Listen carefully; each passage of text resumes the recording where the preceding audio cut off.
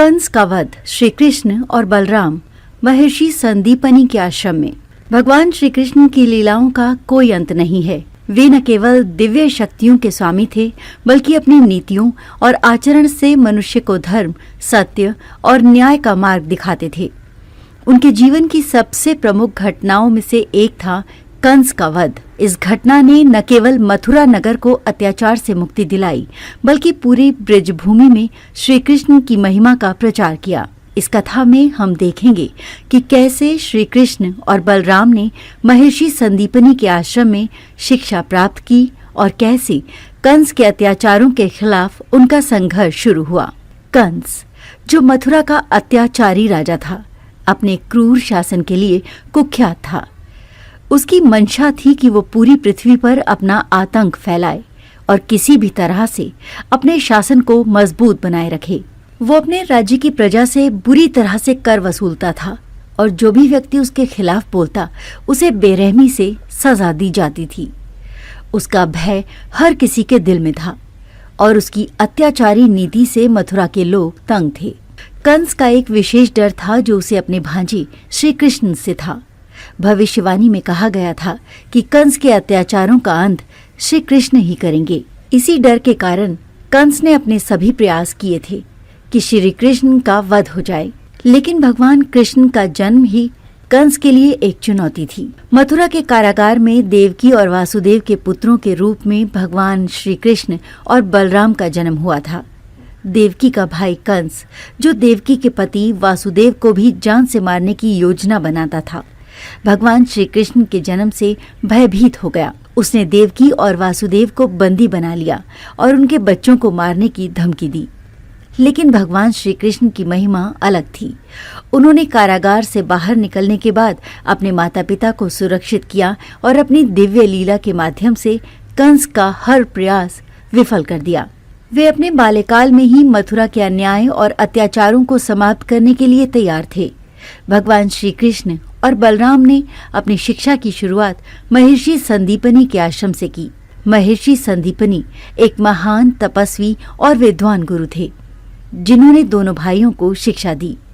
वो न केवल युद्ध कला में निपुण थे, बल्कि वो धर्म, वेद, शास्त्र और राजनीति के भी विशेषज्ञ थे। भगवान श्री कृष्ण और बलराम ने महर्षि संदीपनी के आश्रम में कड़ी तपस्या और प्रशिक्षण लिया। दोनों ने धर्म और नीति की गहरी समझ हासिल की, साथ ही शस्त्र संचालन और युद्ध की कला में भी सिद्धि प्राप्त की। इस शिक्षा के दौरान दोनों भाइयों ने अपनी शक्तियों को और विकसित किया और महर्षि संदीपनी से जीवन के महान उद्देश्य के बारे में भी गहरी समझ प्राप्त की। महर्षि संदीपनी के आश्रम में कुछ समय बिताने के बाद श्री कृष्ण और बलराम मथुरा लौटने का निश्चय करते हैं। वो जानते थे कि अब समय आ गया है कंस के अत्याचारों को समाप्त करने का। मथुरा में कंस के द्वारा किए जा रहे अनगिनत अत्याचारों से लोग परेशान थे और भगवान श्री कृष्ण की उम्मीदों से ही वो जीते थे। कंस, जो अब तक श्री कृष्ण के बारे में अनजान था, को ये भनक लग चुकी थी कि वो अपनी शिक्षा पूरी कर चुके हैं और अब मथुरा लौटने वाले हैं। कंस ने श्री कृष्ण के वध के लिए हर संभव प्रयास करना शुरू कर दिया। उसने कई राक्षसों को भेजा ताकि वो कृष्ण को मार सके। कंस ने कई राक्षसों को श्री कृष्ण और बलराम के खिलाफ भेजा, जैसे कि पूतना, बकासुर, अक्रूर, तृणाव्रत और अन्य कई राक्षसों को। लेकिन भगवान कृष्ण ने अपनी दिव्य शक्ति से हर एक राक्षस का वध किया और मथुरा को उनकी भयावह उपस्थिति से मुक्त किया। एक दिन भगवान कृष्ण ने बलराम के साथ कंस के महल में प्रवेश किया। कंस, जो अब तक हर रास्ते से हार चुका था, अब पूरी तरह से परेशान हो गया था।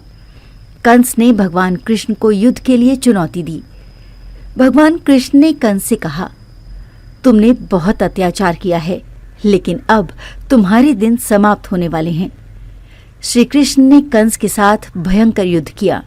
इस युद्ध में भगवान कृष्ण ने कंस की हर शक्ति को नष्ट कर दिया और अंततः कंस को उसकी ही मातृभूमि में पराजित किया। भगवान श्री कृष्ण ने कंस का वध किया और उसके अत्याचारों को समाप्त किया। कंस के वध के बाद मथुरा में खुशी का माहौल था। लोग भगवान श्री कृष्ण की जय जयकार कर रहे थे। श्री कृष्ण ने मथुरा की जनता से कहा, अब तुम लोग स्वतंत्र हो और तुम्हारे दुखों का अंत हो चुका है। मैं हमेशा तुम्हारे साथ हूँ। भगवान श्री कृष्ण ने कंस का वध करके मथुरा को अत्याचार से मुक्ति दिलाई और धर्म की स्थापना की। वो मथुरा के राजा बने, लेकिन उन्होंने कभी भी अहंकार को अपनी आत्मा पर हावी नहीं होने दिया।